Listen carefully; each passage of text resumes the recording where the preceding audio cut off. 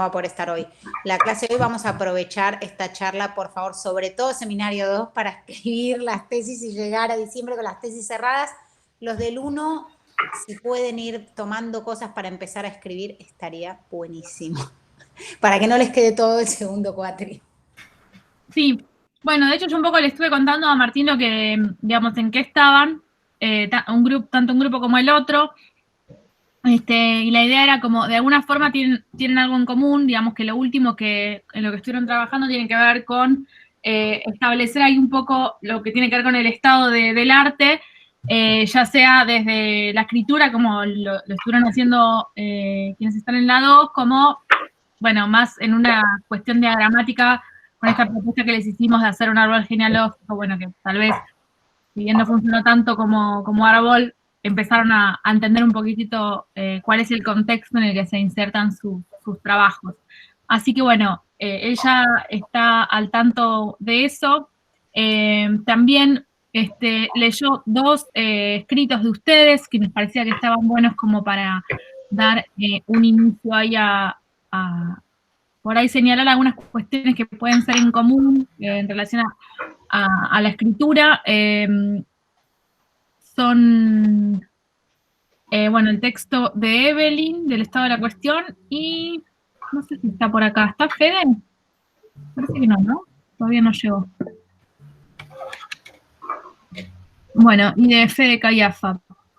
Estoy muteada, no, todavía no llegó, ahora estaba pasando las... Bueno, pero la idea es igualmente, más allá de estos textos puntuales, y obviamente si ustedes trajeron cosas que hayan marcado en sus trabajos que tengan como alguna dificultad puntual, la idea es avanzar sobre algunas problemáticas comunes que, bueno, que mencionamos que tienen que ver con el tema de incluir, por ejemplo, las voces de otros, de entender, bueno, en qué digamos, en dónde se insertan los trabajos, cómo dialogan con otros, qué contrapuntos tienen, cómo se diferencian, o sea, cuál es la especificidad, por ejemplo.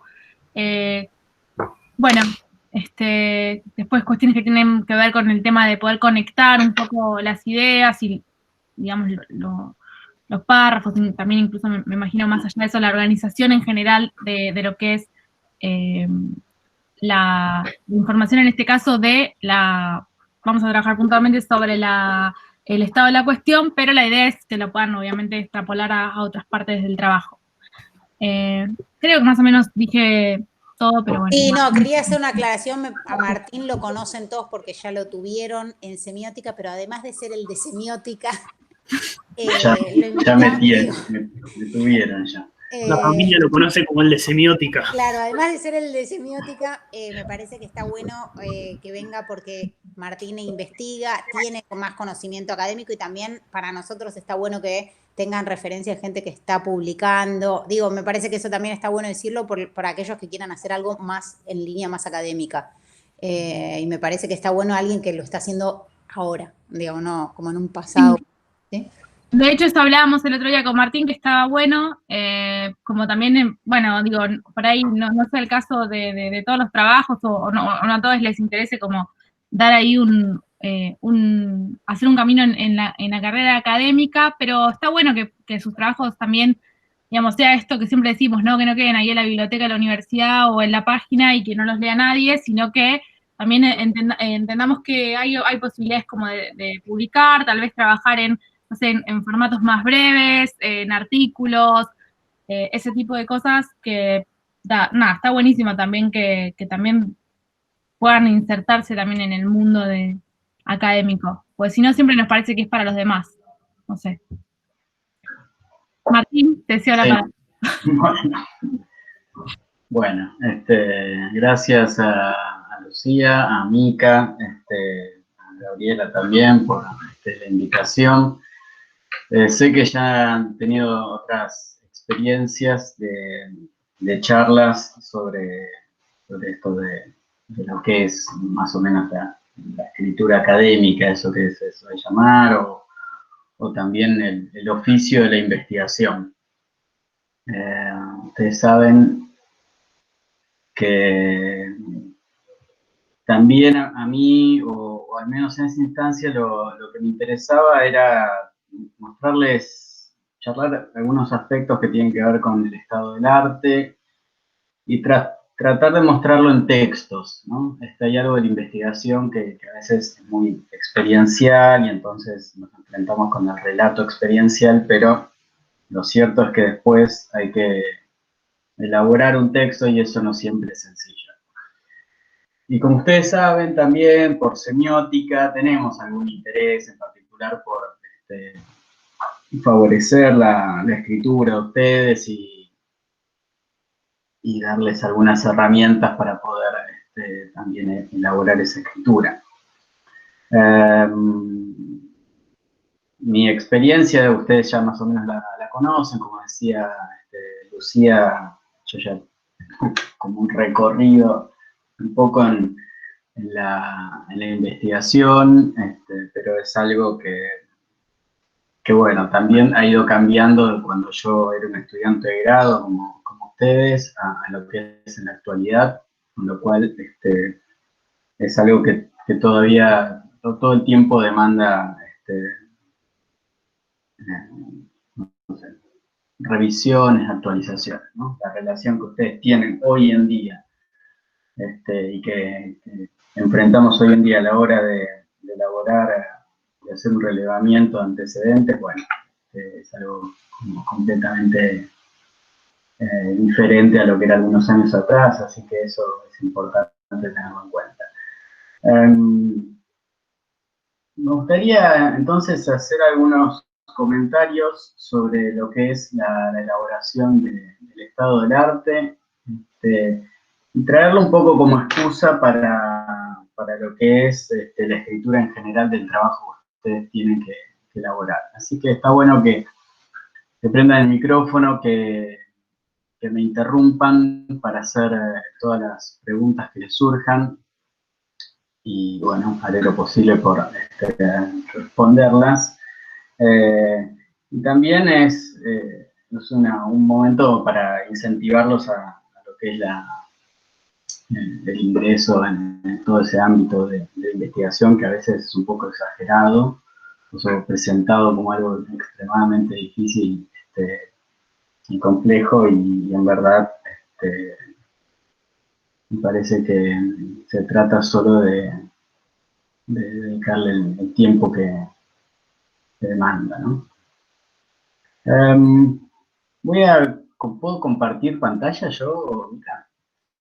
Sí, ¿no? Sí. Mica está... Perdón, es que en un caso tengo... No.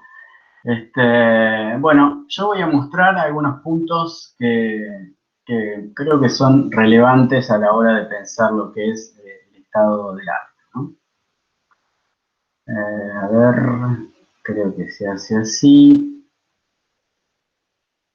Y voy a detenerme.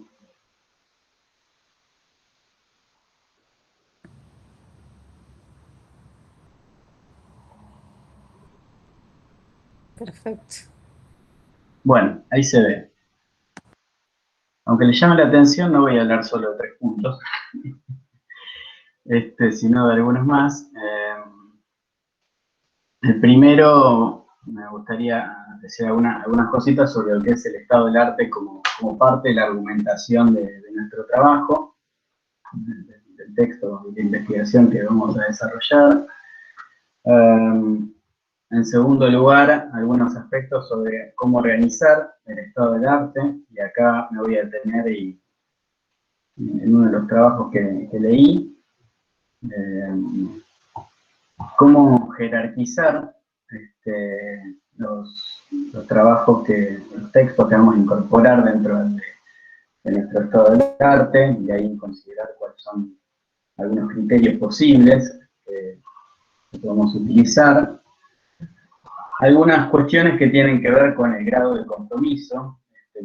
Cuando hablamos de grado de compromiso, no en el sentido emocional de compromiso, sino que es un modo, una expresión que se utiliza para dar cuenta de eso que está aclarado después de los dos puntos, ¿no? Hasta qué punto adherimos o nos diferenciamos del texto y de las afirmaciones del texto que estamos refiriendo, citando, parafraseando, etc.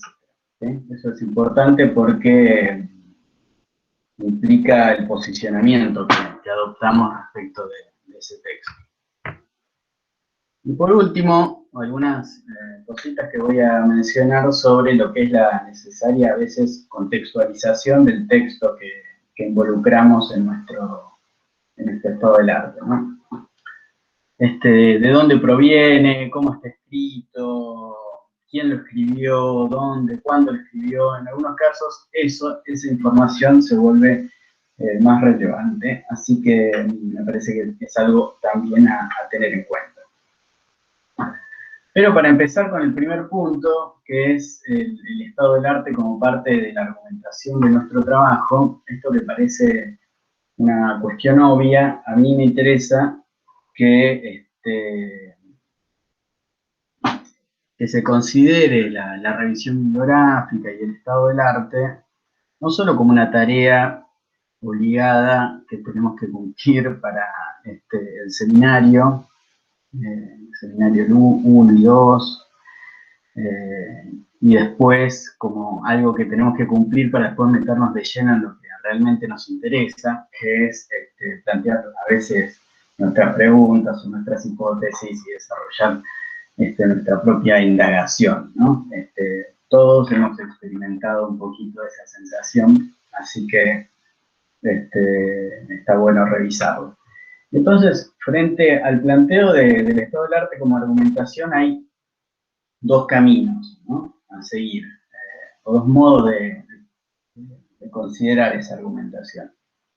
La primera, que si se quiere es la más obvia, es que a la hora de pensar el estado del arte, lo hacemos para poder inscribir a nuestro, o dotar a nuestra investigación, a nuestro tema, a nuestro enfoque, de una cierta singularidad, por decirlo, una cierta originalidad, es decir, algo que lo diferencie de los otros trabajos. Y entonces, ahí es que poder hacer un relevamiento del estado del arte colabora a señalar los vacíos, ¿no? Colabora a señalar aquello que todavía no se investigó, aquello que todavía falta indagar. Entonces podemos decir que nuestro objeto de investigación es muy novedoso, que hay muy poco escrito o nada escrito, que el enfoque que le queremos dar a nuestro tema, a nuestro objeto, es novedoso, o hay poco, o se ha escrito muy poco, ¿no? Esa es una tendencia que hay a veces en la escritura académica, que es tratar de afirmar esa singularidad, esa originalidad, ¿no? Si reforzamos mucho esa línea, a veces tendemos a hacer una concepción, diría yo, un poco liberal del conocimiento, ¿no? Donde está ahí el investigador solo tratando de encontrar el nicho, como se dice, tratando de encontrar el vacío, algo que sea completamente diferente. Lo cierto es que el estado del arte también es un modo de inscribirnos en un grupo, en un espacio de conocimiento, en algunos casos en un colectivo. Es decir, poder decir que lo que estamos investigando ya tiene una historia, y que queremos inscribirnos dentro de esa historia. Ese es otro modo de construir la argumentación.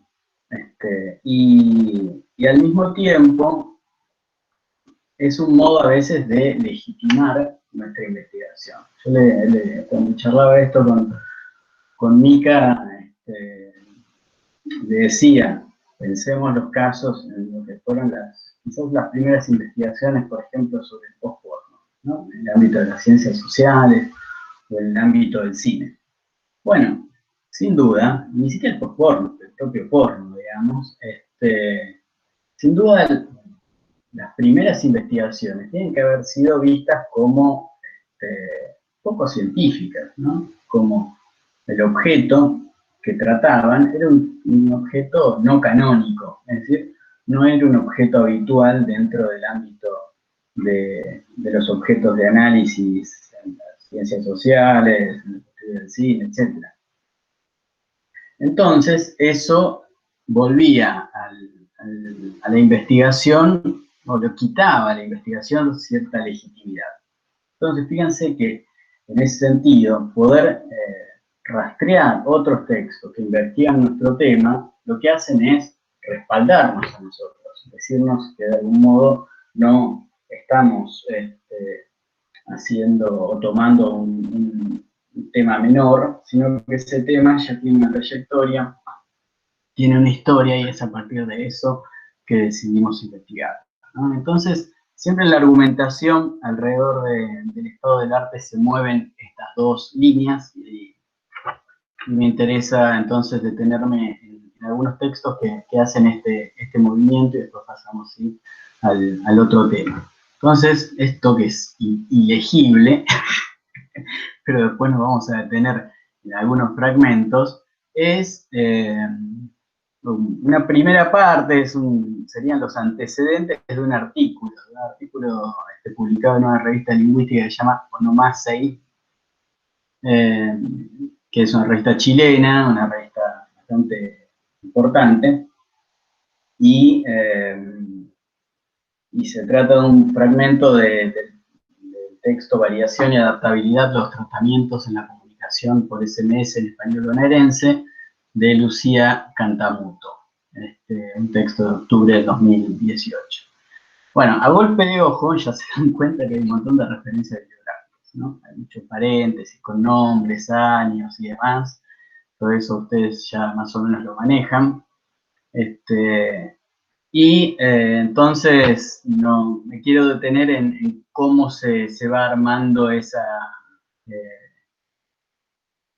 argumentación alrededor del estado del arte. El texto va a proponer algo, pero antes de eso incorpora esto en la introducción. A veces podría ser el subtítulo de los antecedentes. Antes decía Mica que invitarlos a publicar en textos quizás no tan voluminosos como una tesis o una cosa así, sino un artículo. Bueno, es algo que está bueno para que tengan en cuenta, y además el artículo también demanda un ejercicio de elaboración de un estado del arte parecido al que ustedes tienen que elaborar ahora, ¿no? Entonces, fíjense si nos detenemos un poquito en ese comienzo del texto. Voy a leer, dice: el intercambio de mensajes de texto, SMS, a través de teléfonos móviles ha sido uno de los objetos de atención de los estudios sobre la comunicación digital. En épocas tempranas, atendiendo sus características ortotipográficas que derivaron en posturas divergentes en torno al lenguaje SMS, que se abre en paréntesis y varias referencias, para luego observar las condiciones de enunciación, la conformación discursiva y aspectos relativos a su dinámica interaccional, otras nuevas referencias. Y después dice: en esta última línea, nuestro interés actual son unos elementos particulares que tienen gran prominencia en los intercambios de textos breves. Las funciones que cumplen las fórmulas de tratamiento nominales en función vocativa y el lugar que ocupan dentro de las formas de operación. Entonces, fíjense cómo luego de decir eso, y esta es una organización de lo que sigue, la autora dice: un conjunto de trabajos que se constituyen como antecedentes de nuestra investigación son aquellos que abordan la interacción digital desde la perspectiva del análisis de la conversación, ¿no? Fíjense que hay un primer párrafo, una primera parte, en donde se hace como un recorrido un poco farragoso ahí de los trabajos sobre los SMS, y después una alusión a esto. Un conjunto de trabajos que se constituyen como antecedentes de nuestra investigación son aquellos que abordan desde la perspectiva del análisis de la conversación. Y esto es a lo que yo me refería cuando decía que parte de argumentar acerca del estado del arte es inscribirnos dentro de un campo de estudio, donde hay otros anteriores que nos precedieron, no tan lejos, que en algunos casos pueden ser contemporáneos y que queremos formar parte de ese grupo.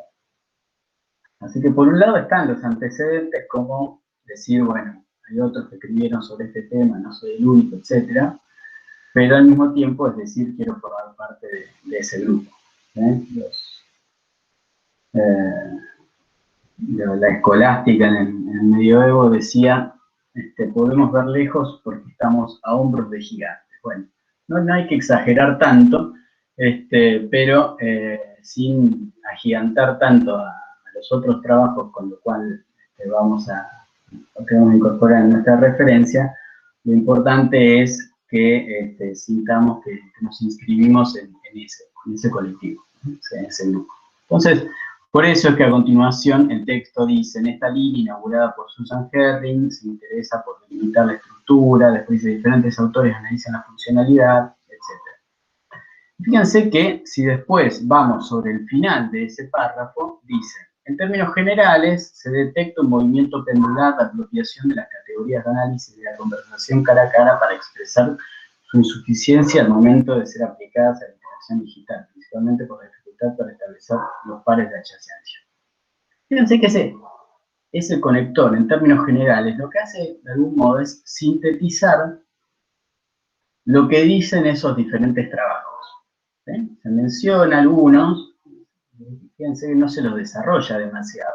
Se dice, se analizó el chat y se ponen los autores, el correo electrónico, los MI, que son, creo que son los mensajes,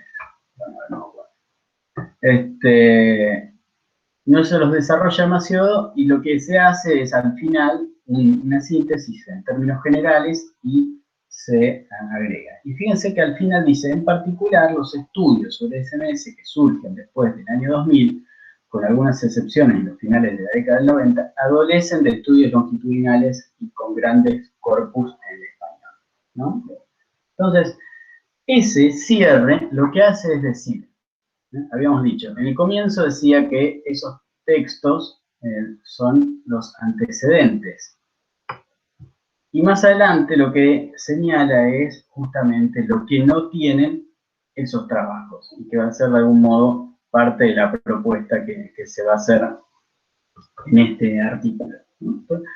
Fíjense cómo en este pequeño párrafo tenemos las dos cosas. La inscripción dentro de una organización, dentro de una historia, y al mismo tiempo la construcción de la diferencia para generar el espacio a la propia investigación. ¿Sí? Entonces, ese es un doble movimiento que se realiza constantemente y que es bueno que ustedes tengan en cuenta. Además, fíjense que es un doble movimiento que está jerarquizado, está organizado de alguna manera, ¿no?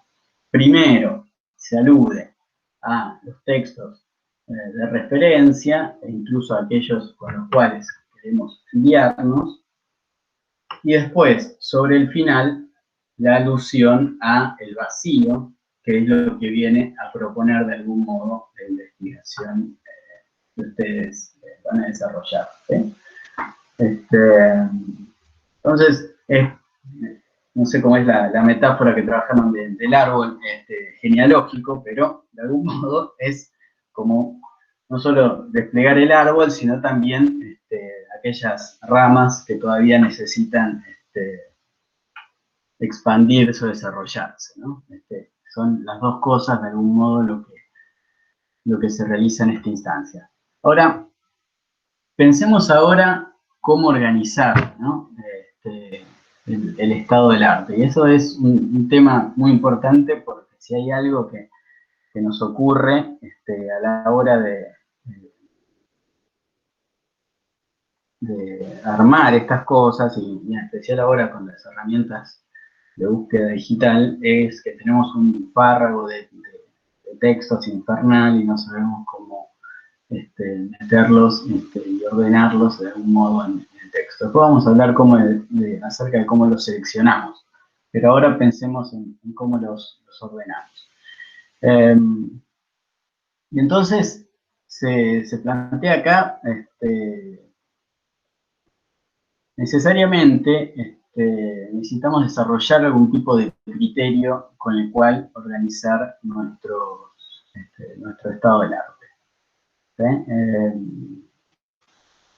Y ese criterio necesitaría quedar explicitado, diría yo, en el primer párrafo de un texto. ¿No? En el primer párrafo de un texto, de un estado del arte, necesitaríamos aclararle al lector cuáles son los criterios que vamos a seguir y además retomar esos criterios para poder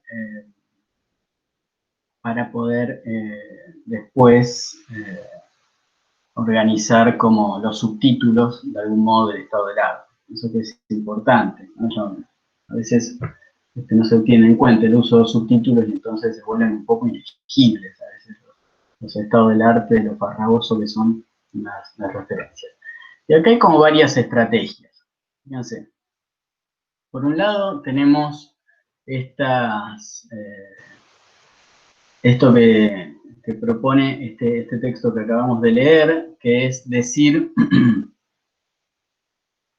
el intercambio de mensajes de texto a través de teléfonos móviles ha sido uno de los objetos de atención en los estudios sobre comunicación digital, en épocas tempranas, atendiendo sus características ortotipográficas, las condiciones de enunciación, la conformación discursiva y aspectos relativos a su dinámica interaccional.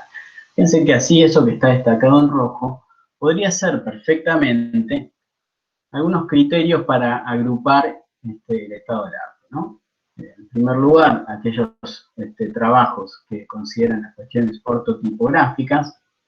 Recuerden cuando decimos estas características ortotipográficas, es todo el horror esto de los señores y las señoras mayores cuando decían que se escribe todo mal, sin atender a la ortografía y ese tipo de cosas, un mensaje de texto. Bueno, de eso se trata el análisis ortotipográfico.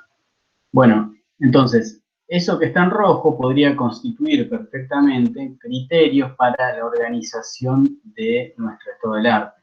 Lo que haríamos es destinar un párrafo, quizás o más, a cada uno de esos puntos y de ese modo, en cada uno de esos párrafos, ampliar lo que dicen estos autores, que acá están apenas referidos, pero podríamos desarrollarlos un poco más.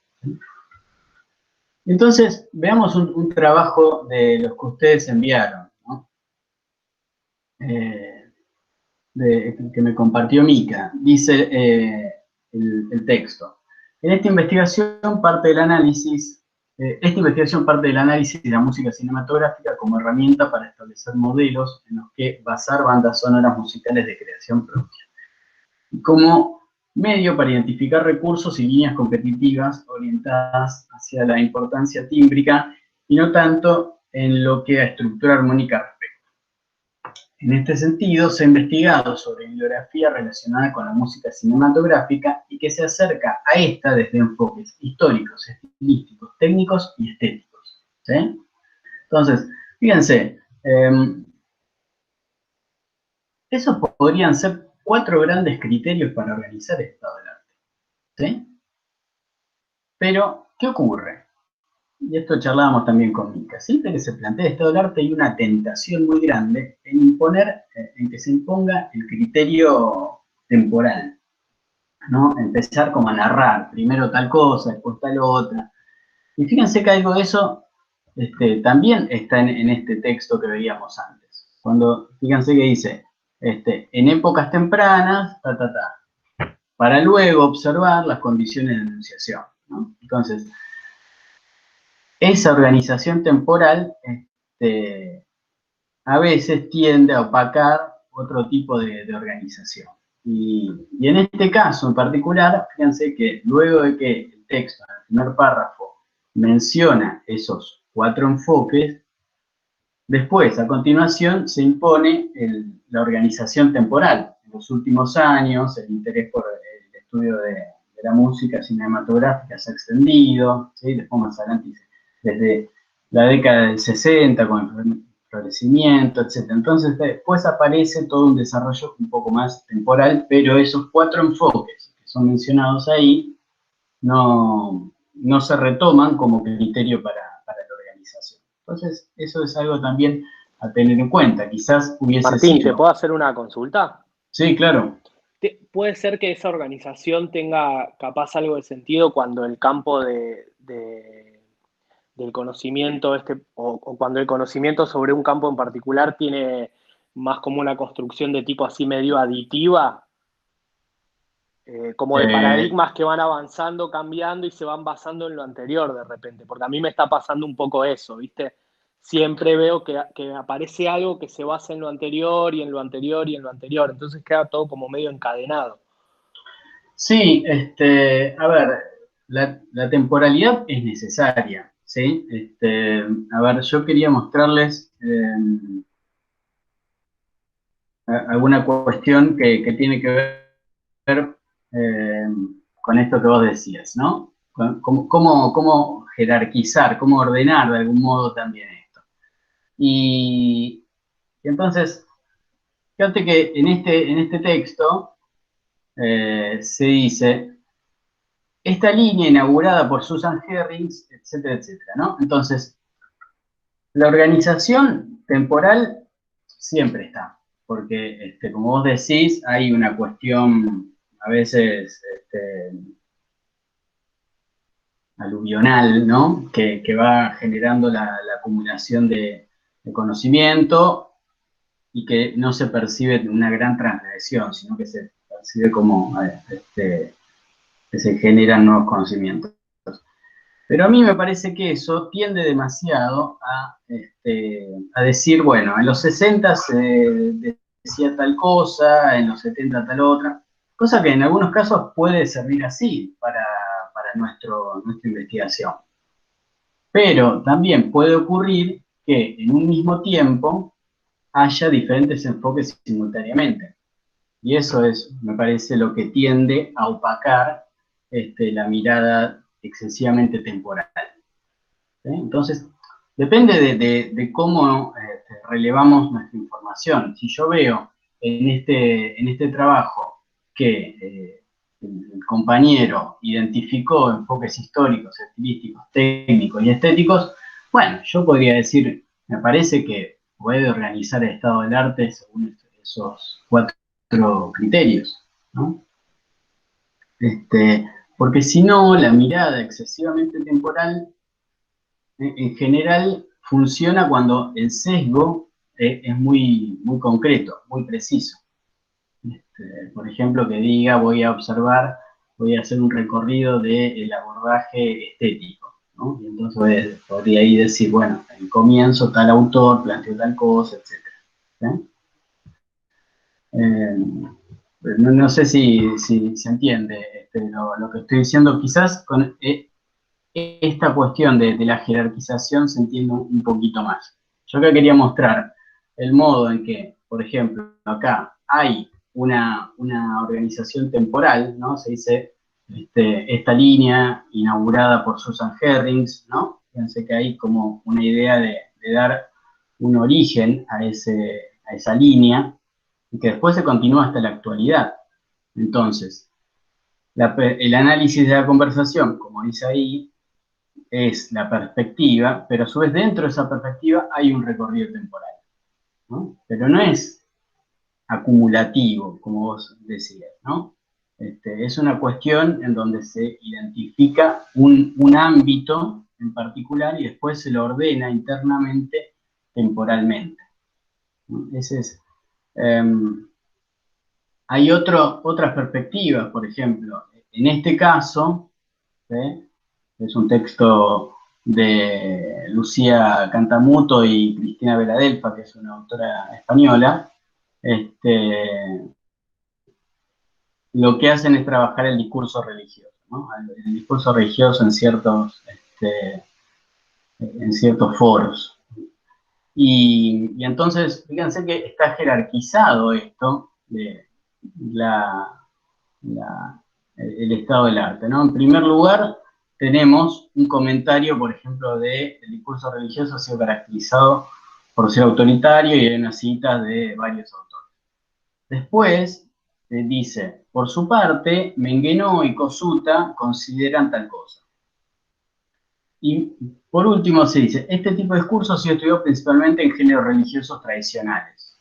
Entonces, el orden ahí no es un orden temporal, sino que lo que se organizan son diferentes posicionamientos acerca del discurso religioso. Por ejemplo, en el caso de Orlandi por un lado y de Menguenó y Cosuta por otro. Y para el final lo que se ponen son análisis sobre géneros, o sea, sobre casos particulares, y no generalizaciones acerca del discurso religioso, ¿no? Entonces, lo que tenemos acá es una organización más del tipo de lo general a lo particular, ¿sí? Mientras acá teníamos una organización dentro de la perspectiva de análisis de la conversación internamente se organizaba temporalmente, acá lo que tenemos es una organización que va de las formulaciones un poco más generales a las particularidades, ¿no? Ya no es el discurso religioso en general, sino de los géneros, el sermón, los textos bíblicos, las encíclicas, etc. Fíjense, esta es una organización de tipo temporal, se podría decir, en épocas tempranas, bla, bla, bla. Luego, bla, bla, bla, ¿sí? En épocas tempranas se estudió ortotipográficamente. Luego, en las condiciones de enunciación. Y por último, en la actualidad se podría hacer, ¿no?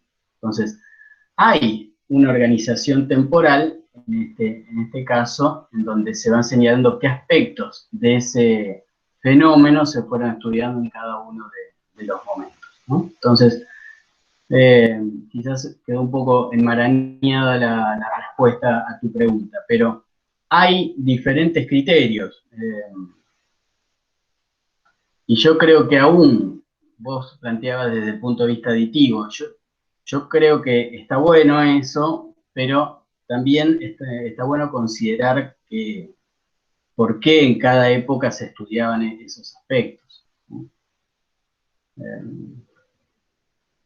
Fíjense, No, muchas gracias. Pero Pero incluso ahí en la diapo anterior, que está en jerarquizado, esta, en la anterior a esta, también aparece como jerarquizado, pero internamente cronológico. Acá, dentro de cada claro, jerarquía, no, exacto. pero está buenísimo. Eso está bueno como para ver, porque muchas veces cuando se dice, bueno, una perspectiva de análisis, siempre hay un texto fundacional, o no siempre, pero en general se identifica a un autor como un gran referente, ¿no? Por ejemplo, hoy en día que está, ya no, pero hace algunos años estaba muy de moda ese concepto de prosumidor, en esta mezcla del consumidor, de los productos culturales y el productor. Entonces, siempre decía, bueno, Jenkins en tal año propuso tal cosa, ¿no? Entonces, siempre hay como una idea de identificar a un texto que funciona como fundacional de toda una perspectiva de análisis. Y después hay otros trabajos que siguen en esa línea, pero se organiza esa perspectiva dentro de un texto fundacional. Eso es también una buena manera, ¿no? Podríamos decir, si volviéramos al trabajo del compañero, el enfoque histórico, estilístico, técnico, estético, bueno, quizás alguno de estos enfoques tiene internamente una organización parecida a esta que está proponiendo Lucía Cantamuto, ¿no? En donde dice, bueno, el análisis de la conversación de algún modo se origina con Susan Herring. Y fíjense que de algún modo eso se lee en la progresión de las fechas, que después se mencionan porque al final del párrafo se agrupan los textos más contemporáneos. Fíjense que llega hasta el 2016.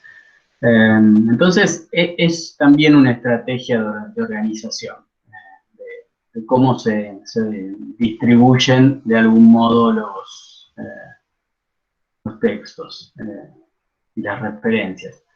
Sigue un formato parecido al que veníamos hablando, una organización temporal. Fíjense que es una organización temporal que, a pesar de que habla del siglo XIX, está referido a partir de un texto del 2010. Es decir, en este texto de Kane del 2010 se dice algo acerca de la biografía, ¿no? Este es un artículo que trata sobre la biografía de mujeres. Y comienza hablando sobre la biografía dentro de la historiografía, ¿no? El rol que tenía el género de la biografía dentro de la historiografía, para después introducir la mirada de género. Y entonces, si bien hay una progresión temporal, ¿no? En el siglo XIX, en la década del 20, a partir de la década del 30, etc., las referencias son a partir de textos un poco más contemporáneos, ¿no? Lo que se dice acerca del inglés de Carlyle, fíjense que está referido a partir de un texto de Keynes del 2010. ¿No? Entonces acá sí vemos una organización temporal. Lo que le preocupaba un poco a Mica, voy a cometer una infidencia, es a veces que se arme excesivamente se tiende a armar una suerte de relato, que le da al texto un carácter un poco enciclopédico, ¿no? Como en el siglo XIX tal cosa, ya en comienzo del siglo XX tal otra, y se vuelve a veces una historia sin matices, ¿no? Y además fundamentalmente no se refieren los autores a partir de los cuales se narra esa historia. Eso es importante, digamos, porque si no, tendemos a creer que nuestro campo, pensemos, el arte contemporáneo es sumamente complejo, con diferentes perspectivas en disputa, pero que resulta que la historia están todos de acuerdo y se puede narrar casi sin diferencia. Bueno, eso habría que evitarlo y entonces también explicitar desde dónde estamos narrando esa cronología. Entonces, eso es algo a tener en cuenta. Y para ver esto, voy a dejar de compartir ahora para compartir otra cosa. Quería mostrarles, porque bueno, invitaron a algunas personas que contaran su experiencia en la actividad de investigación. Bueno, yo les voy a mostrar algo del proyecto de investigación que propusimos en la última convocatoria del UNTREF, que participa Mica. Así que nosotros nos enfrentamos también al desafío de escribir una historia, un estado del arte. Historia del arte, no, por suerte. Bueno, no sé si se alcanza a ver ahí. Pero arrancamos con una suerte de estado del arte, ¿no? Fíjense que dice sobre la cuestión del archivo, y entonces dice... ¿Puedes darle un toque más de zoom? Así. Sí, pero, a ver, creo que les voy a mostrar otra versión, así... A ver si saco esto, ¿ahí se ve? ¿O medio farragoso? Muy chiquitito. Sí, muy chiquitito. ¿Muy chiquitito? Bueno, ok. El tema es que tengo acá una ventanita. Ah, la puedo correr. A ver ahí. Ahí sale de pantalla. Ahí se alcanza a ver o se sale demasiado. Yo no veo modificaciones, no sé qué les pasa a ustedes. Ah, No, ¿no yo se veo ve? lo mismo, no sé si no se ¿En actualiza. serio? Tenés que Ah, elegir la otra ventana ahí en la parte de compartir pantalla. qué tarado. Podés elegir compartir una ventana o la otra. Mira, me encanta que me trates tan bien frente a este momento donde me comporto como un tarado. Pero, agradezco eso y esto es lo que les quería mostrar. Ahora sí ven un PDF. No, yo. Ahí yo va, todo- ahí va. Ahí está. Ahí está. Bueno, esto es una cosa muy breve porque en general hay un límite de caracteres, lo tienen ahí marcado. Bueno, fíjense que la idea fue desarrollar un estado del arte acerca del tema del archivo, que es un poco el tema de investigación del proyecto. Y entonces lo que hicimos en ese estado del arte es identificar 3 grandes áreas para el recorrido bibliográfico. Es muy sintético esto, ¿no? Ustedes acá podrían ampliar esto y decir algo así como, la bibliografía, actualmente la bibliografía acerca de, del archivo y el rol del archivo y la relación del archivo con el arte contemporáneo es sumamente farragosa, etcétera, etcétera, ¿no? Tendría que hacer una introducción de ese tipo, pero acá a veces no tenemos tanto espacio. Entonces, lo que hicimos fue proponer 3 grandes áreas del recorrido bibliográfico: las políticas institucionales y necesidades sociales de archivo, las materialidades y materializaciones de archivo y las reelaboraciones artístico-poéticas del archivo. Lógicamente, como la mayoría de ustedes, o todos, cursaron semiótica, reconocen la perspectiva que estamos siguiendo acá, que es la perspectiva triádica, pilsiana, etc., ¿no? Pero tampoco hace falta explicitarlo. Y entonces, lo que hicimos fue plantear esos 3 ejes, y esos 3 ejes conformaron los 3 subtítulos que siguen a continuación. Las políticas institucionales y necesidades de archivo, y fíjense que en esta área los trabajos han puesto el foco en las posibilidades y los límites epistemológicos, democratizadores y visibilizadores del archivo. En relación con el primero, es decir, con los aspectos epistemológicos, los archivos han sido entendidos habitualmente como lugares de selección, bla, bla, bla, ¿sí?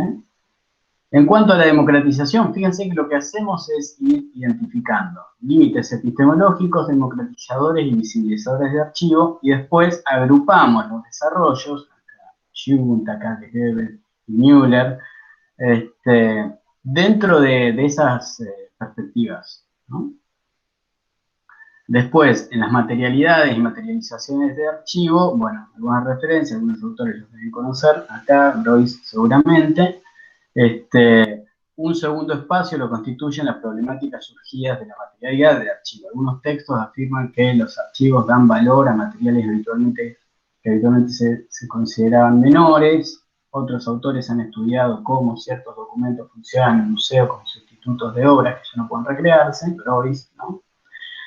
Y por último, las reelaboraciones artístico-poéticas del archivo. En este aspecto, el archivo es el más frecuente en las discusiones acerca del arte contemporáneo, el arte latinoamericano, bla, bla, bla, ¿no? Entonces, lo que me interesa es que vean que es algo muy sintético, porque tenemos una limitación de extensión en este caso, pero hay ejes, 3 grandes ejes que se proponen para agregar. En este caso, no hay una marcada organización temporal interna, porque se trata de un relevamiento bibliográfico bastante contemporáneo, ¿no? Fíjense que son todos textos del 2000 en adelante, más que nada. Pero, en ese caso, si hiciéramos un relevamiento un poco más extenso, podríamos ampliar ese desarrollo. Y a mí lo que me interesa fundamentalmente es el uso de los subtítulos, ¿no? Fíjense cómo los subtítulos agrupan todas estos ejes. Entonces, si vuelvo, voy a dejar de compartir para compartir nuevamente la presentación del compañero,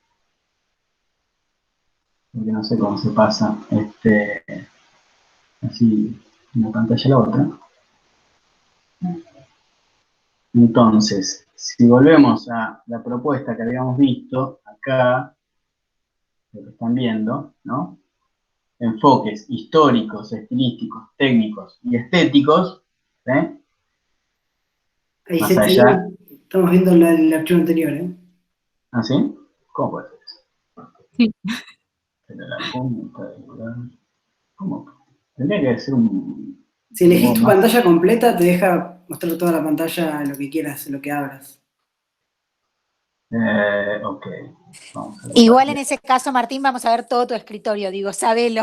Sí, igual ahí me No, parece que en el PDF muy tenía aburrido, esta otra ¿no? solapita. ¿Cómo? Que en el mismo PDF el trabajo creo que era el de Martín, no, Sí. de Federico, estaba en la otra solapa, me parece. Ahora es una puesta en abismo y ustedes se ven como yo los veo, ¿no? Una cosa así. Bueno. Creo que ahí mismo tenés una. Ah, Ahí bueno, está. ahí ya está. Ahí estamos viendo. Ahí Ahí está. está. No tengo nada raro en no te preocupes, Lucía. Así que, entonces, volviendo a esto, esos enfoques históricos, estilísticos, técnicos y estéticos, que por supuesto en semiótica le diríamos que históricos, técnicos y estéticos es suficiente, y estilístico eventualmente ingresa dentro del planteo estético, serían 3 ejes con los cuales organizar el estado de la cuestión y los antecedentes, ¿sí? Eso implica siempre dejar algo afuera, y eso me parece que está bueno tenerlo en cuenta, que el estado del arte, si bien tiene una pretensión exhaustiva, también es muy valorado, el lector lo valora, pensemos ahora en Lucía, en Gabriela, en Mica, valoran mucho estas lectoras, que hay una propuesta de organizar todo ese volumen de información, ¿no? Entonces, no sean interpelados tanto por la exhaustividad, sino también por la organización. Y entonces, a veces la originalidad del estado de la cuestión pasa no por el relevamiento de textos raros, sino por el modo en que son organizados esos textos. No por encontrar un texto excepcional ahí, producido hace no sé cuántos años, sino fundamentalmente por poder organizar, reunirlos de alguna manera de diferentes maneras. Entonces, volvamos a este tema. Yo acá les proponía diferentes jerarquizaciones para pensar el texto. En algunos casos, la jerarquización iba de lo más general a lo más particular, y eso puede ser un planteo interesante, donde ustedes pueden mencionar primero a los autores que hacen teorizaciones más generales sobre el fenómeno que ustedes están estudiando, y después dejar para el final los textos que son textos que analizan casos particulares, ¿no? Que no hablan del discurso religioso, por ejemplo, acá en general, sino del discurso en particular. Y fíjense que ahí abajo aparece citado quien les habla. Yo me sorprendí. En alguna época me dediqué a estudiar las homilías católicas y parece que estoy mencionado acá. Y es un texto menor, ¿no? Pues queda ahí amontonado al final de ese párrafo, porque lógico, no es una teorización sobre el discurso religioso, sino que es un análisis de un género en particular, ¿no? Bueno. Después, uno de los últimos puntos, y ya vamos acercándonos al final, y me interesa que puedan hacer algunas preguntas, tiene que ver con esto que yo les mencionaba, que es el grado de compromiso. Porque una cosa es el citado, ¿no? Una cosa es como yo cito un texto, ¿no? Y acá antes veíamos cómo se usaban las comillas, o cómo se señalaba entre paréntesis y demás, ¿no? Pero lo cierto es que ya fuimos viendo que incluir otros textos dentro de la investigación no es una cuestión simplemente de que estoy obligado a hacerlo, y tampoco se trata de que la relación con esos textos que incluimos sea una relación un poco policíaca, ¿no? A veces es muy común encontrar en algunos lugares en donde las estudiantes y los estudiantes son siempre mirados bajo sospecha, ¿no? Entonces estar ahí como pendiente, de que no te hagan pasar como propio un texto que es ajeno y ese tipo de cosas, ¿no? Entonces eso lleva a que ustedes les digan todo el tiempo, citen, pongan, si lo toman de algún lado, cítenlo. Entonces parece que la relación con otros discursos tiene que ser una relación básicamente de señalamiento donde termina la palabra propia y donde comienza la ajena. Y si no lo hacen, serán acusados de plagio y apedreados en la plaza pública. Entonces, no es tan así, o en verdad eso es relevante, pero también es importante cómo adherimos o nos distanciamos del texto que estamos incorporando a nuestra investigación. Entonces, fíjense que acá, por ejemplo, en artículo del que les hablaba, de Franci Yacén López, que supongo debe ser una francesa con padres españoles y franceses, habla de lo que es el modo en que ha sido tomado el género de la biografía dentro de la historia, ¿no? Fíjense cómo aparecen las comillas, ¿no? Descrita como la hijastra no querida de la profesión, la cenicienta de los estudios literarios. La biografía ha sido considerado un género inferior por los académicos. Falta de rigor, capacidad analítica y sofisticación. Privilegia demasiado el individuo, acerca demasiado la microhistoria y es demasiado anecdótica. A pesar de todas estas fallas, entre comillas, ¿no?, algunas bien fundadas, la biografía ha seguido floreciendo en los países occidentales, donde el público lector siempre ha demostrado una gran preferencia para ellas por encima de los libros de historia. Fíjense que en ese par de 3 o 4 oraciones, tenemos un montón de recursos donde muestra cierta relación casi paródica hacia este tipo de valoraciones, ¿no? Por un lado, a través de las comillas. Él no adhiere a decir que la biografía es la hijastra no querida de la profesión o que la biografía es la cenicienta de los estudios literarios. Lo menciona entre comillas y se le atribuye a un determinado autor. Incluso ahí, como está citando, tiene que incluir el número de página. Pero fíjense que después esa oración, falta de rigor, capacidad analítica y sofisticación, privilegia demasiado al individuo, acerca demasiado la microhistoria y es demasiado anecdótica, son frases que él parece recuperar casi de un modo irónico, ¿no? Es decir, lo dice, lo recupera, eso es lo que se ha dicho acerca de la biografía, pero no es que él adhiere completamente a eso que se está incorporando, ¿no? Entonces, ahí tenemos un juego muy particular en donde la autora, fíjense que se aproxima y se aleja de este tipo de valoraciones. Se distancia, pero por momentos se acerca. Entonces, por eso es que, entre paréntesis, encontramos eso, algunas bien fundadas. Y entonces después menciona, pero recientemente, según Barbara Kane, ocurrió un cambio notable en cómo se está viendo y comprendiendo la biografía históricamente. Al fin, la biografía ha ganado un debido respeto dentro de la academia.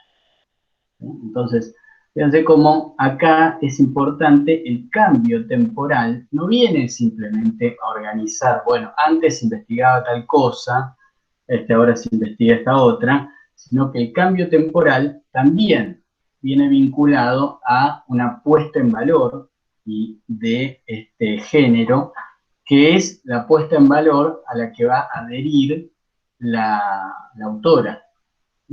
Entonces, todas estas son sutilezas que ustedes tienen que poder incorporar y que, fíjense que trascienden ampliamente de si uso las comillas, si no uso las comillas, si señalo el número de página, no señalo el número de página. Todo eso está bien, pero acá tiene que ver en el modo en que yo puedo decir, antes se ha minimizado este objeto, recientemente se ha puesto en valor, ¿no? Lo que yo les decía al comienzo acerca de, por ejemplo, el cine porno dentro de los estudios cinematográficos, ¿no? Entonces, antes se decía tal cosa, ahora se ha puesto en valor y se vuelve un objeto de estudio relevante, ¿no? Entonces, yo ahí organizo temporalmente, pero también para señalar que mi adhesión es a la mirada contemporánea, y que la mirada contemporánea incluso supone una puesta en valor de mi objeto de estudio. ¿Sí? Entonces, este tipo de recursos tienen que ver con cómo yo adhiero o me distancio de lo que estoy refiriendo. En algunos casos puedo encontrar un artículo que dice cosas a las que no adhiero en lo más mínimo, pero quiero incorporarlo dentro mi trabajo, pero tengo que tener el cuidado de poder diferenciarme de ese planteo. ¿Sí? Entonces, eso es a lo que alude esta cuestión del grado de compromiso y el uso de los recursos para generar esa adhesión y ese distanciamiento. Y es en donde interviene la cuestión más valorativa de ustedes, ¿no? Es en donde interviene cómo ustedes introducen ciertas valoraciones acerca de los textos que están refiriendo. Entonces, eso también forma parte de la cuestión del estado del arte, ¿no? Lo que fuimos viendo entonces ese recorrido va también a refinar nuestra escritura, ¿no? No solo cómo lo organizamos a ese estado del arte, cómo construimos en algunos casos criterios para agrupar los trabajos y ordenarlos, sino también cómo ya un poco más mayor delicadeza, como se suele decir en la lingüística, lo que hacemos es ver los recursos que disponemos para acercarnos o distanciarnos de ese texto que estamos refiriendo. Y por último, de esto no voy a mostrar, pero voy a hacer algunos comentarios. Cuestiones que tienen que ver con la contextualización. Lo que les va a pasar a ustedes, en especial a mí me pasa cuando tengo que trabajar y elaborar estados del arte en relación, por ejemplo, con el arte contemporáneo, es que encuentran textos muy diversos, de géneros muy diversos, ¿no? Es decir, hay textos que responden al modelo del artículo científico, y entonces tenemos una introducción, antecedentes, metodología, descripción del caso, análisis del caso, discusión y conclusiones, o textos que son de carácter un poco más ensayístico, ¿sí? Y entonces, muchas veces cuando armamos nuestro estado del arte, nos damos cuenta que se nos juntan textos que son muy disímiles entre sí. Y esa diferencia está bueno explicitarla también en el estado del arte. Es decir, poder decir, tal texto de Tello, con un carácter más ensayístico, afirma tal cosa, ¿no? Entonces, poder reponer también esa particularidad del género, porque al momento de citarlo, quizás vamos a encontrarnos con que su escritura difiere significativamente de los otros textos que estamos citando. O en algunos casos necesitamos reponer información acerca de la autora o el autor, alguna información para que termine de colaborar a la comprensión de su texto, incluso para señalar la relevancia de ese texto. Fíjense que antes habíamos dicho, el texto fundacional, ¿no? Tal autora era quien había fundado la línea del análisis de la conversación. Bueno, entonces, ahí se está no solamente citándola, sino que se da cierta información por su carácter fundacional. Podríamos decir que no solo es una autora que escribe teoría, sino que también es una artista contemporánea, ¿no? O que el texto forma parte de un catálogo, ¿no? Porque en última instancia supone inscribir un texto que no necesariamente suele ser un texto, un espacio de circulación de textos académicos, ¿no? Catálogo. Entonces, reponer esa información ayuda a la comprensión de ese texto e incluso ayuda a legitimarlo cuando se trata de un texto que es bastante diferente a los otros. Entonces, creo que eso es el recorrido que les quería comentar. Me quedó como pendiente algunas cosas que si quieren podemos charlar, que es cómo saber si un texto que encontramos navegando por internet en última instancia, es significativo, puede ser citado, ¿no? Podemos charlar un poquito de eso y ahora disponemos de algunos recorridos. Entonces, como para terminar, quería repasar estos 5 puntos que fuimos viendo, que tiene que ver con cómo lo incorporamos dentro de nuestra argumentación, cómo desarrollamos criterios de organización y agrupamiento de los trabajos, cómo los jerarquizamos, a qué le damos prioridad. Habíamos dicho que podría ser una jerarquía de carácter temporal, o podría ser una jerarquía que va de lo más general a lo particular. Cómo utilizamos diferentes recursos para mostrar nuestra adhesión o simpatía a cierto punto de vista y nuestro rechazo a otros puntos de vista mencionados en el texto, y cómo reponemos cierta información en algunos casos para poder presentarla. Bueno, dejo de compartir y todo esto. Y podemos charlar un poco sobre algunas dudas que surjan o que les hayan surgido en la escritura, ¿no? Por acá, por la escritura o el armado del texto. Eso es fundamental, porque si no, estamos hablando en el aire, y por eso también mostrarle textos, un modo de darle un poco de carne a esto que si no a veces en los trabajos más metodológicos se vuelven un poco abstractos.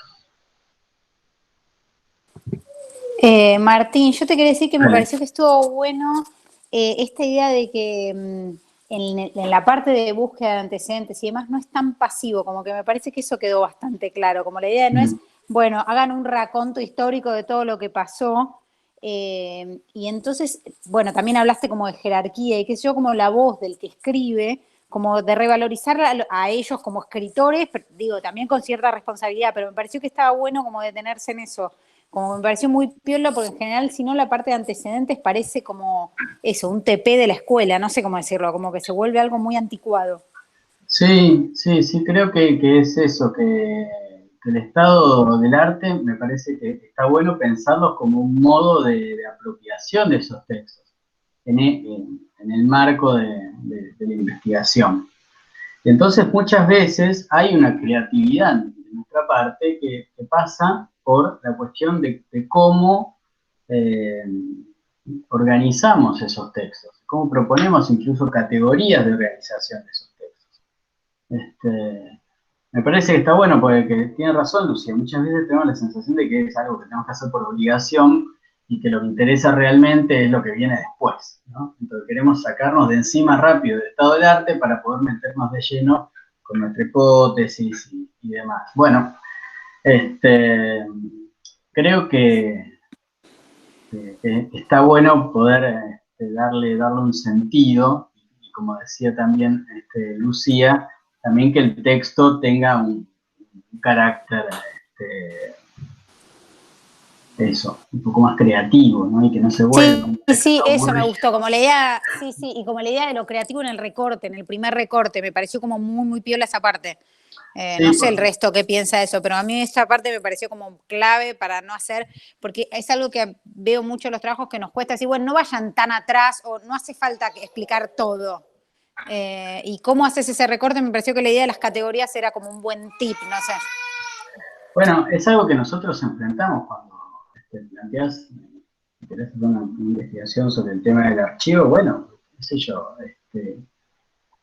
claro, te podés ir como súper atrás, porque además desde la contemporaneidad se releen muchos fenómenos como anticipo de lo que después vino, y entonces se vuelve una cosa tremendamente farragosa. Entonces por ahí es preferible acotar a un periodo, y que lo valioso sea como yo lo organizo, ¿eh? Y proponer incluso categorías originales de eso. Bueno, no sé si quieren hacer alguna consulta, algo que les haya surgido, alguna duda. Yo les decía antes que una duda que a veces nos surge en el momento de la elaboración de un estado del arte, en especial cuando nos metemos en un tema en el que no somos necesariamente expertos, es saber si el texto que estamos trabajando es un texto significativo dentro del área o es un texto ultra menor, ¿no? Entonces, ahí hay algunos recursos, ¿no? Por ejemplo, una primera estrategia para realizar esa valoración pasa por ver el lugar de donde ha sido publicado ese texto, ¿no? Las revistas son muy diferentes entre sí y tienen diferentes jerarquías. Esto quiere decir que en algunas revistas para poder publicar hay que superar muchas instancias de evaluación, son publicaciones que tienen toda una larga trayectoria, y entonces eso implica que los textos que se publican ahí han sido leídos por expertos, han sido evaluados por expertos, y esos expertos de algún modo respaldan la calidad de ese texto. No es lo mismo un texto publicado en una revista número 1, volumen 1, quiere decir que es una revista que salió en julio del 2020, que pobre, va a tener que pasarla mal por algunos meses hasta lograr cierta legitimidad, que publicar en una revista número 3, volumen 25, porque quiere decir que hace 25 años que se publica y encima saca 3 números por año, con lo cual es una barbaridad, ¿no? Entonces, eso también es una pista de cómo rastrear la calidad del texto que estamos citando. Después, por ahí otro ejercicio es indagar acerca de la autora o el autor que estamos relevando, ¿no? Es decir, ver si tiene otras publicaciones, si es muy citado. Hoy en día hay un montón de recursos para poder evaluar eso. Si es un autor muy citado, que es un texto que aparece en la mayoría de las publicaciones que hablan sobre el tema, bueno, quiere decir que es un texto de referencia, ¿no? Como se suele decir. Entonces eso también es una pauta a tener en cuenta para incluir en nuestra investigación. O eventualmente nos gusta mucho lo que dice y tenemos que elaborar una buena estrategia para poder incluirlo, ¿sí? Entonces podemos decir, ¿no?, que es un texto de un investigador joven o algo por el estilo y que propone tal cosa. Entonces, de algún modo, y esto a lo que me refería cuando damos y contextualizamos el texto, es brindar alguna información que justifique su inclusión. Pero ya hacer eso supone que somos conscientes de que no es que todos los artículos que encontremos tenemos que ponderarlos de la misma manera, ¿sí? Entonces, y eso en especial cuando no somos especialistas. Si somos especialistas en el tema, leemos un artículo y decimos, este tipo lo que está diciendo es lo mismo que dicen todos desde hace 30 años, y entonces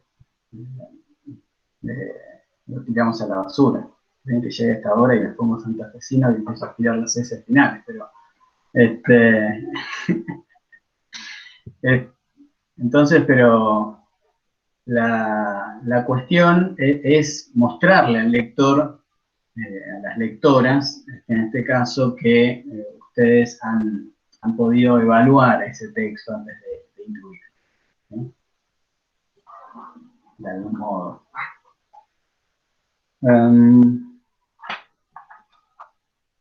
Martín, yo tengo una pregunta que por ahí, digo, capaz, no sé si continúa tanto con este tema, pero sí me parecía importante y digo, pues la podemos dejar para otro momento, o no sé, digo, vos fíjate. Bueno, pero hace tanto preámbulo. Tanto preámbulo. No, el tema es que, a ver, digo, tenemos muchos trabajos que tienen una parte como, bueno, proyectual, ¿no? Algún tipo de desarrollo quizás de obra o técnico. Pienso, por ejemplo, en el trabajo de Martín o el trabajo de Esteban, en estas dos como puntas. Y entonces, digamos, me parecía que estaba bueno hablar de algún tipo de estrategia como para, de alguna manera, juntar esos dos mundos, el mundo de la investigación, que de alguna manera requiere como la realización de este trabajo final, y por otro lado, digamos, la inclusión de aquellas cuestiones más que tienen que ver con la bitácora o desarrollos técnicos, o bueno, quizás también algún tipo de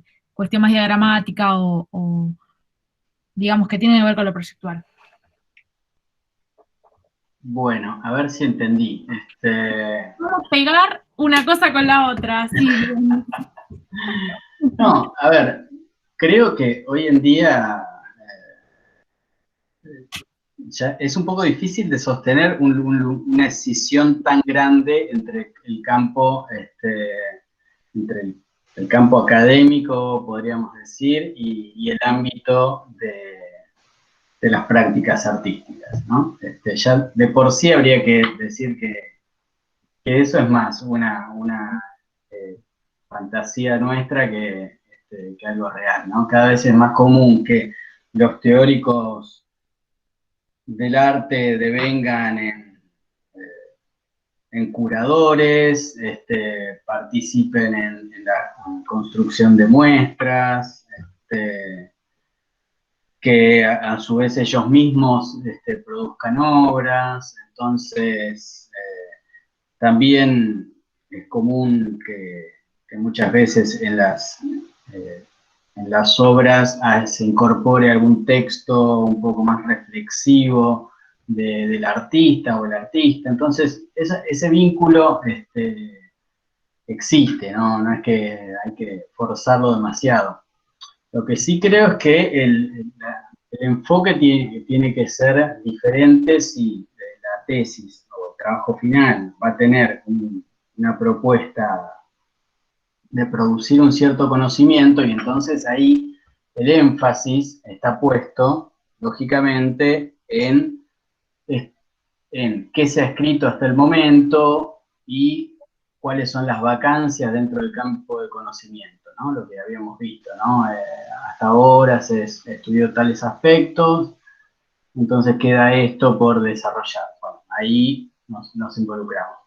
Yo creo que en una obra de carácter, un texto que tiene una pata más proyectual, el eje quizás está más enfocado en esto que decíamos antes, de encontrar quizás alguna idea, algún concepto, que sea de algún modo el que se releve un poco teóricamente y que va a ser el concepto que va a indagar o a explorarse en la obra, ¿no?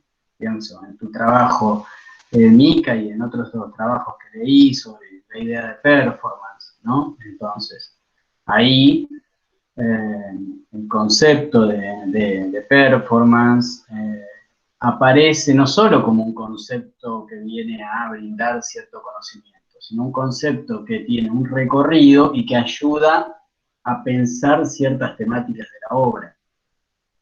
Pero me parece que ahí poder indagar algún tipo de noción que sea la que funcione como un eje dentro del relevamiento bibliográfico.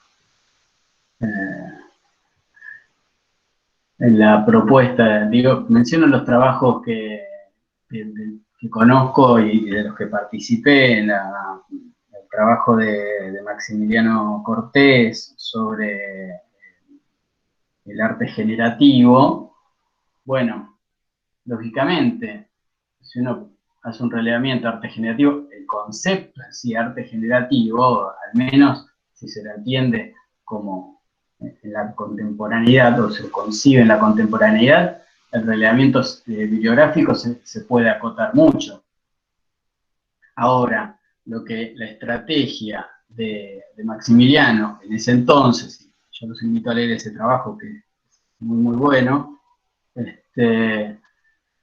es justamente pensar, bueno, ¿qué ocurre con la figura del autor? ¿Qué ocurre con la figura del lector? ¿Qué ocurre con con el lugar de la participación que se le otorga al autor o al lector dentro del ámbito de los estudios literarios en la producción de una obra, ¿no? Entonces, ahí lo que tenemos no es qué se ha escrito acerca del arte generativo, ¿no? El planteo es cómo entiendo el proceso productivo de la obra y quiénes están involucrados. Y ahí aparece la figura del autor.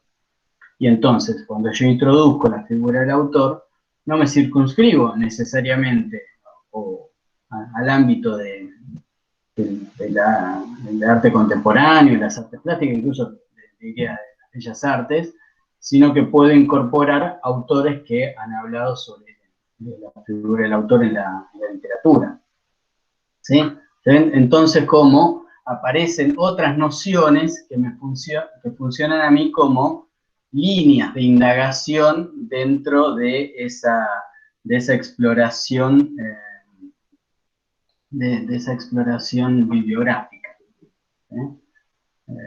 Creo que por ese lado se podría pensar. Después habría que pensar con cada uno de las investigaciones, pero si cada una y cada uno de ustedes puede reconocer en su obra proyectual una cierta noción que ustedes consideran que está teniendo peso, o un conjunto de nociones que están involucrándose, porque en el caso de Micaela, no solo hay el concepto de performance, también hay el concepto de cuerpo, ¿no? Cómo entender el cuerpo, cómo se entiende el cuerpo en el arte contemporáneo. Bueno, esas nociones funcionan como guías, como ejes, de algún modo, para organizar el recorrido bibliográfico, ¿no? Me parece que está buena la pregunta. Se puede pensar un poquito más, digamos, ¿no? También está buena la pregunta porque no suele ser el modo en que se explica el estado del arte, ¿no? Mi recorrido de mi exposición fue como más canónica, más tradicional, y no necesariamente como se piensa el estado del arte en el ámbito de las ciencias sociales, por ejemplo, ¿no? Así que Mica ahora va a escribir un trabajo sobre este tema. El estado del arte. Hay un trabajito que trata de construir indicadores para evaluar el estado del arte en las tesis sobre arte.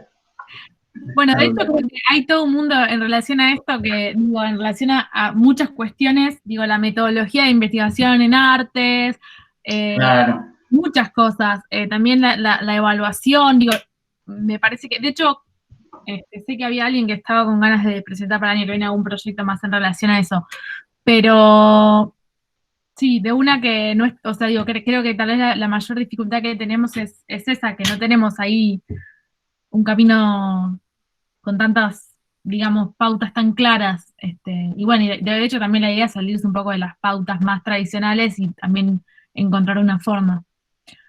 Sí, yo creo que lo que está bueno es,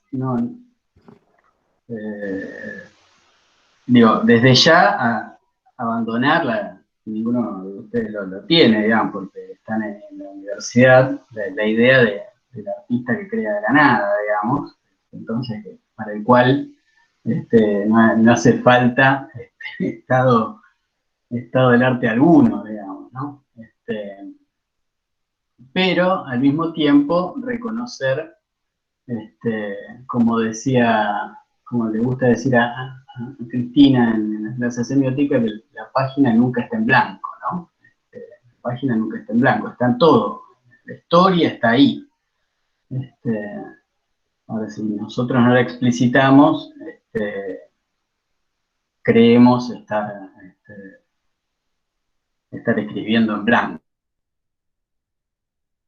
Bueno, abandono esa idea desde ya. Y al mismo tiempo, cuando nos metemos en el estado del arte, combinar estas dos cosas. No es ni el afán liberal, diría yo, de afirmar nuestra individualidad y singularidad y que vamos a escribir algo que nadie antes investigó, o a crear algo que nadie antes creó, y al mismo tiempo poder pensar que cuando hacemos algo, vivimos en una historia, ¿no? En una genealogía, o incluso hasta en un colectivo contemporáneo, ¿no? Y eso está buenísimo, digamos. poder decir que lo que investigo yo, también hay otro grupo en otra carrera de arte de otra universidad o un instituto, lo que sea, que también se está investigando. Está buenísimo. Entonces lo vamos a leer a ese trabajo, lo vamos a citar y probablemente ese trabajo después nos lea a nosotros y nos citará. Y así es como se van conformando los campos de conocimiento. Así que bueno, también está bueno dejar de lado esas mezquindades, a veces hay que parecer como súper original y ese tipo de cosas. No sé si alguien más tiene preguntas. Yo tengo una, pero primero vamos a ver si los chicos tienen. Me parece que son los que tienen que escribir. Lo de Mica, la pregunta de Mica está buenísima y la contesté un poco más o menos sobre la marcha. Digo. Pero después en algún momento está bueno seguir pensándola. Así que bueno, genial. No sé, a ver. Si te la decía antes, perdía gracia. Claro, pero ya hablamos de este encuentro. Tenés que decírmela si yo tenía una respuesta preparada. Y bueno, creo que lo mejor también es leer algunos trabajos, ¿no? Es difícil encontrar un texto que uno diga, qué bueno, está genial este estado del arte, está perfecto. Pero encontramos cositas que nos sirven, ¿no? Entonces yo le digo, la propuesta de Mica, la propuesta de Maximiliano, son interesantes porque concluían de algún modo en una propuesta de obra. Y eso es, como lidiaron con eso, está bueno. Bueno. No me obliguen a llamarlos por su nombre. ¿Quieren preguntarme algo? Además tengo el nombre de todos. Esto es una cosa fantástica para mí, que soy un queso para recordar los nombres. Puedo decir quién es Martín, Tomás, Esteban, Federico, Ariel, Galilú, Sergio, Alejandro, Ariel, otro Ariel. Bueno. ¿Algo que se les ocurra? ¿Alguna duda? ¿Algo que estén...? Si no, le damos la pregunta a Lucía. Estoy acá esperando. A ver.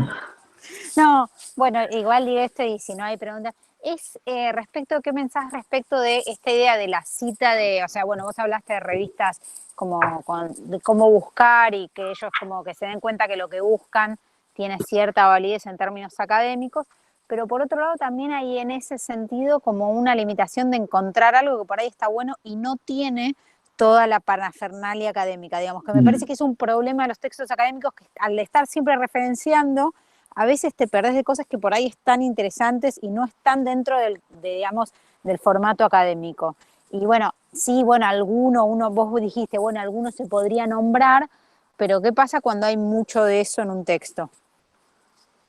¿O qué pensás, en verdad? Mucho de bibliografía que no está, digamos, académicamente correcta, por decirlo de algún modo, no sé cómo llamarlo.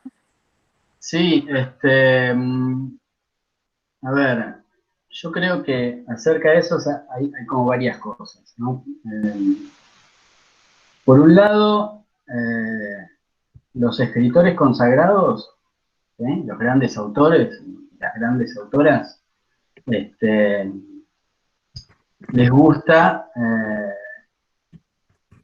correrse de los cánones de escritura habituales y entonces mencionan que leyeron un artículo publicado en un periódico que no conocía a nadie en 1979 de un autor que finalmente escribió eso, se tomó un tren y se lo tragó la selva. Esa idea que a veces ocurre y encontramos en grandes autores, deja abierta esta posibilidad de cómo hay textos cuya circulación es mucho más marginal, menos legitimada, diría yo, más que marginal, y que entonces quedan, como decía Lucía, invisibilizados ante estos criterios. Yo creo que eso es cierto, pero también es cierto que ellos y ellas, y ahora me refiero a las estudiantes y los estudiantes, están en una etapa de formación y por ahí no necesariamente tienen en esta instancia los criterios para terminar de saber si lo que están leyendo es un texto realmente con un enfoque novedoso, o lo que está diciendo es algo como tremendamente consensuado dentro del campo y hasta obvio. Hagan el ejercicio, ¿no? Un tema en el que se consideren más o menos especialistas, ¿no? Muchas veces les pasa que van a leer alguna publicación y leyeron 2 párrafos y se dan cuenta de que lo que se presenta como una cosa original es absolutamente consensuado. Ni siquiera digo que es plagiado de nada, sino que es consensuado, que es obvio ya a esta altura. ¿Sí? Y entonces ustedes se pueden dar cuenta de eso porque tienen esa formación, tienen de algún modo ya un montón de lecturas que les permiten eso. Entonces, cuando no tenemos esas lecturas,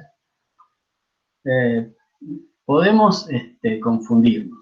Entonces, por eso es mi planteo, ¿no? Yo sé que estoy como reproduciendo los mecanismos de concentración del conocimiento en revistas especializadas, pero en una etapa de formación quizás es mejor ir a esas publicaciones que tienen un cierto prestigio, porque quiere decir que han sido evaluadas de algún modo y hay alguien que está respondiendo por ellas.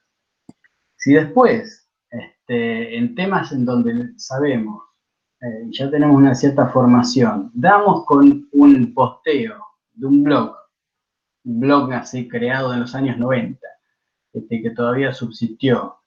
Me encantó el dato. Creado en los años 90 y subsiste, ¿no? No es que se creó hace poco, digamos, subsiste, ¿no? Sobrevivió a todo. A Facebook, a Instagram, a todas las redes sociales, todo sigue ahí firme publicando. Y encontramos un texto que está buenísimo y que llegamos de un modo absolutamente aleatorio. Bueno, está genial eso. Está genial y podemos socializarlo y vamos a tener además el plus de la rareza, ¿no? El beneficio de rareza, como decía Le Bourdieu, ¿no? La rareza como lo desigualmente distribuido. Entonces... Martín, una cosa que quería comentar en relación a esto, que por ahí pensaba que eso también tiene mucho que ver en relación a esto, cuán tal vez propio y cuánto de la trayectoria personal haya en el tema elegido, porque pensaba, por ejemplo, un trabajo como el de Muné, que bueno, cursó cuatrimestre pasado, el seminario 2, y estaba ya, digamos, muy avanzado en su proyecto.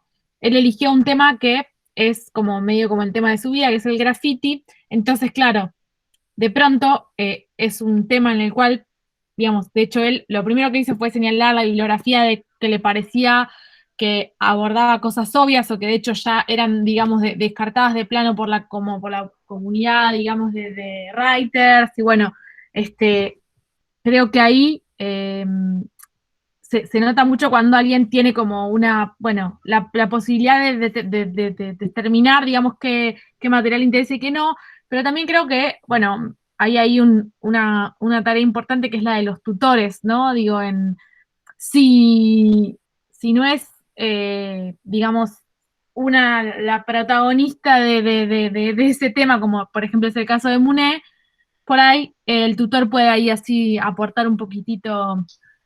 Bueno, sí, totalmente. Estoy totalmente de acuerdo y creo que ahí estábamos como obviando esa figura dentro de esta situación, porque a mí me pasó cuando empezaba en la investigación que caía con un artículo y se lo mostraba a mi director y mi director prácticamente se me reía en la cara y me decía: esto que dice es absolutamente obvio y está repitiendo lo que ya dijo antes fulano y mengano.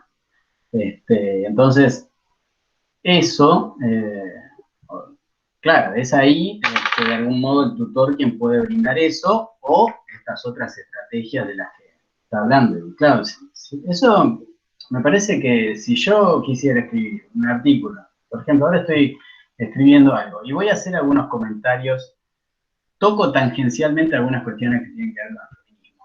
Y yo probablemente algo de eso lo voy a compartir con alguna compañera o compañero que sea experto en feminismo, o experta en feminismo, para que me pueda decir si no estoy mandando mucha fruta, o si el texto que estoy citando es pertinente y no dice una trivialidad. Eso lo podemos hacer, digamos, ocurre en el campo académico cuando por alguna razón tocamos un tema que no es exactamente nuestra especialidad. ¿Sí?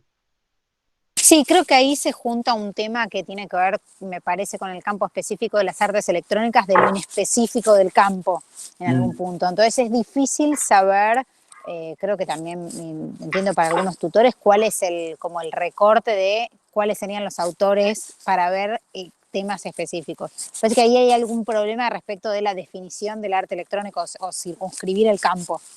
Que quiero decir, por ahí en otros campos es más claro, decir, bueno, serían estos los autores que sí o sí Claro. no se podrían obviar. Me parece que hay Claro. algo ahí que está pasando en el campo específico de los chicos. No sé, Sí. es una idea.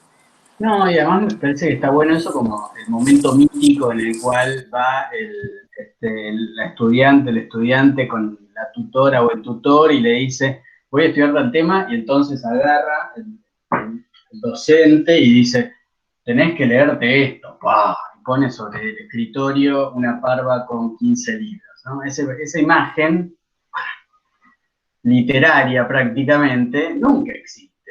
En verdad, hoy en día es mucho más probable que ellos y ellas ya tienen las herramientas como para hacer sus indagaciones, y el tutor eventualmente hará alguna sugerencia, evaluará, como proponía Mica, que esta lectura es más o menos pertinente.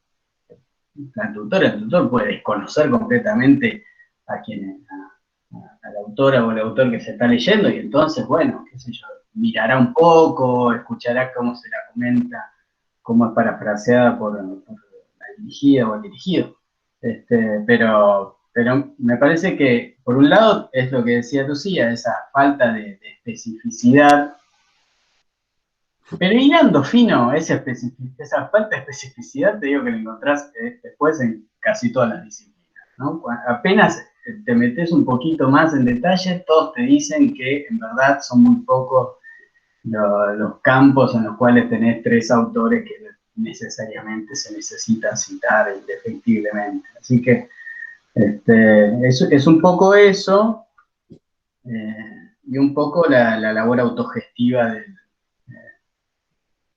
del investigador, la investigadora, o en este caso de ustedes. Sí, no, eso es total. Que entonces tienen que hacer intervenir a quien ejerce la dirección para que asesore eventualmente las cosas que se van encontrando. Pero eso, la imagen de la parva de libros, no. Bueno, como para ir más o menos dando un cierre, porque no sé, no aparecieron preguntas, si a alguien se le llega a ocurrir algo en último momento avise, pero me parece que estuvo bueno también hoy ver, digamos, tal vez por qué dedicamos como tanto tiempo en cuanto a meses para lo que tiene que ver con esto de la construcción como del contexto en el que se insertan las investigaciones, y bueno, y esto que arrancamos con el grupo de seminario 1 de pensar el árbol genealógico, y bueno, y otras cuestiones que tienen que ver con esto de vincularnos, porque me parece que no es como menor, como ya dijo Martín antes, no, digamos, no es algo que, bueno, hay que hacerlo para cumplir y bueno, quedaron ahí los antecedentes, sino que es como bastante sustancial por ahí para definir hacia dónde va nuestro propio aporte.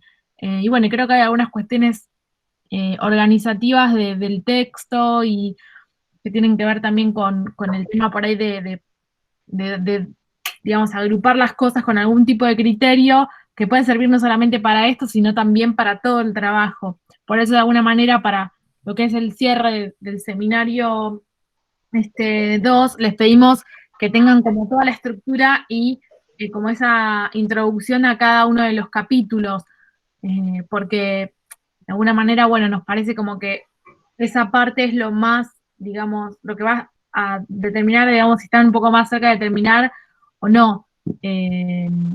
Creo que todo el trabajo del estado del arte y trabajar muy bien sobre eso y determinar lo propio y encontrar los contrapuntos y todo lo demás, es lo que va a un poco, digamos, definir mismo también esto que hablamos antes de por ahí encontrar como el grupo de conceptos que va a trascender a nuestro proyecto y que va a hilar un poco todo.